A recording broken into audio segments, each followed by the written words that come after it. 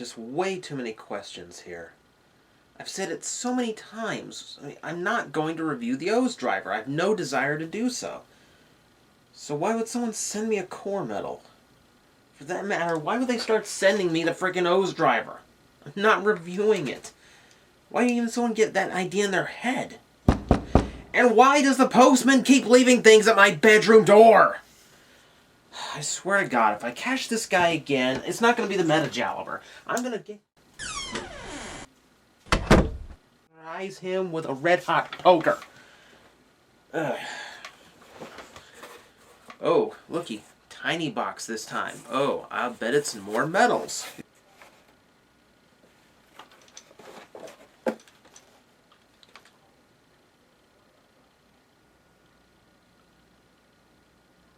Wait, what?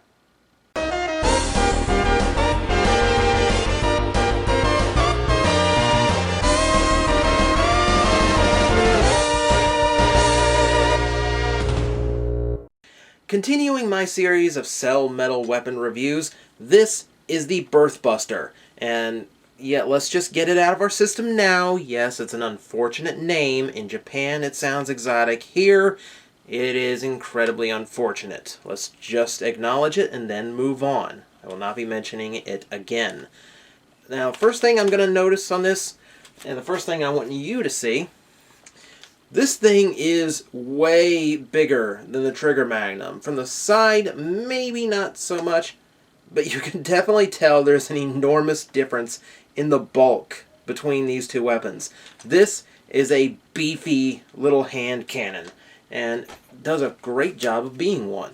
You can see gunmetal gray all over, and even more of that Bandai gold and silver, though a little bit more yellow to it this time.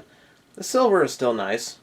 I'm starting to wonder if Bandai has required to put that silver on everything they create. Not that I mind.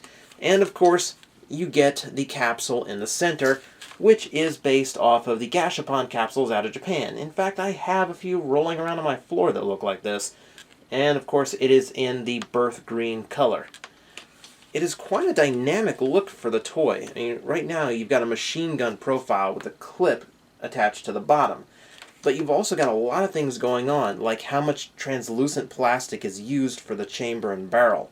You've also got a ton of little detailings, like all the metal workings there in the front, and you can see the coin slot at the end, even though that's closed off. That's something I want to point out right now. This doesn't shoot metals, so don't worry. You're not going to send your precious metals flying off into non-existence, along with all those missiles from your Transformers you can't find anymore. No, you're in no danger of losing anything while playing with this. Now, before we go any farther, I should mention the cell medals that this comes with. 3, as a matter of fact.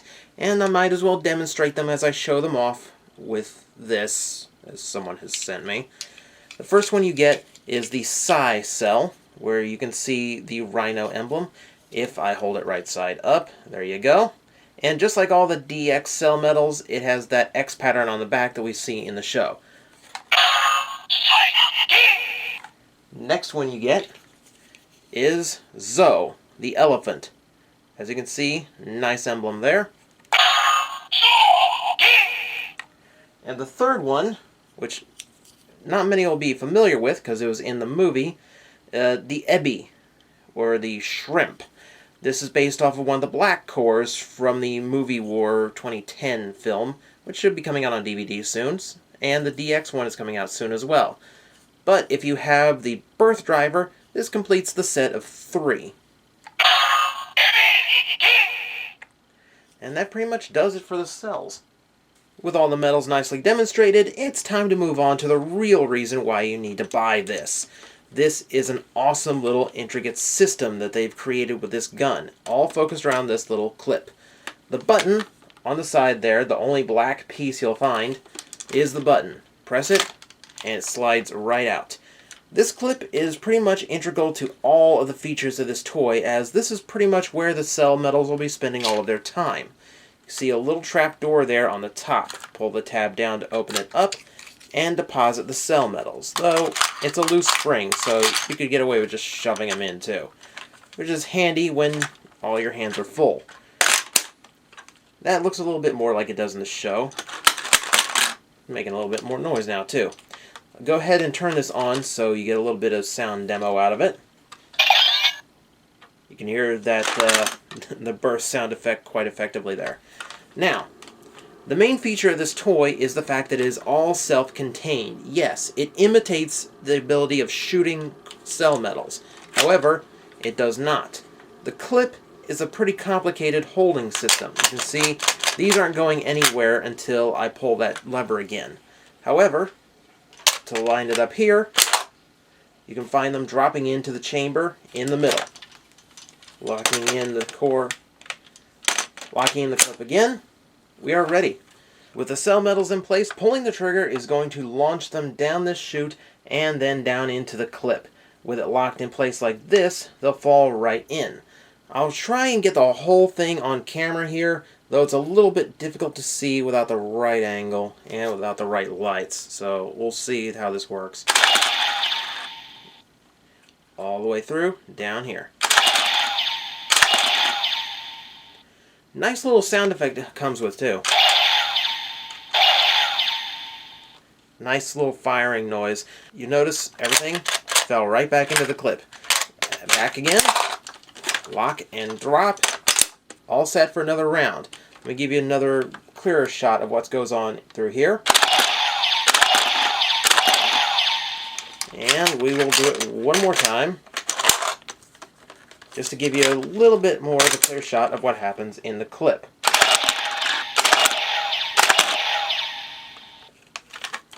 It gives you the effect of actually firing them out without actually firing them out. And that is just fun as hell, by the way, just locking and loading again. This thing goes on forever. Since it's all self-contained, there is never any reloading, no nothing. It is all, it does it all itself. And it is a very awesome feature to have. However, if I'm going to make one complaint, this is the first DX Rider weapon I've had with no light in it. And I really could have used one there in the front in order to actually look like it's firing something out. That's pretty much my one grievance with the electronics. Otherwise, it is pretty neat. However, when it's time to deliver your finishing attack, of course, unlock and then lock it onto the front. From the top down.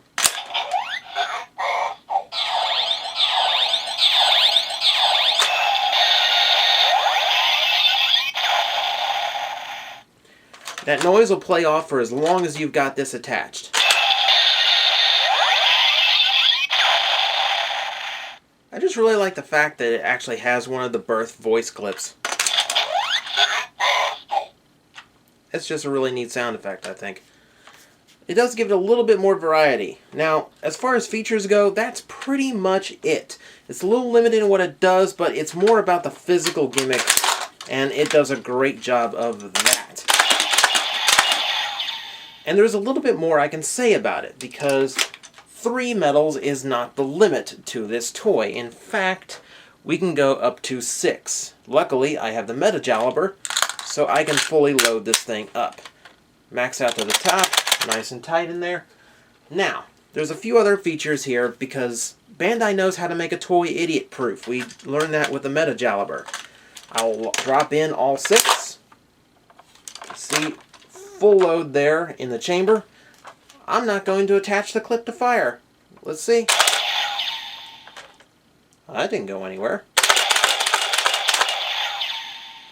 There's actually a secondary chamber underneath that's going to catch all of those, even if you haven't attached this, which makes it nice and handy and lets you get that drop effect twice as much. And since this is Birth we're talking about, you can be wasteful with the metals too. Just let them drop on a convenient bed or anywhere soft where they're not going to get damaged. If you have a milk jug, even better. Now comes a word of advisory, however. This one little core metal I got sent, although it's the plastic variety, will at least demonstrate that this toy has no scanning features whatsoever. It doesn't matter what type of metal you put into it, it's not going to change anything.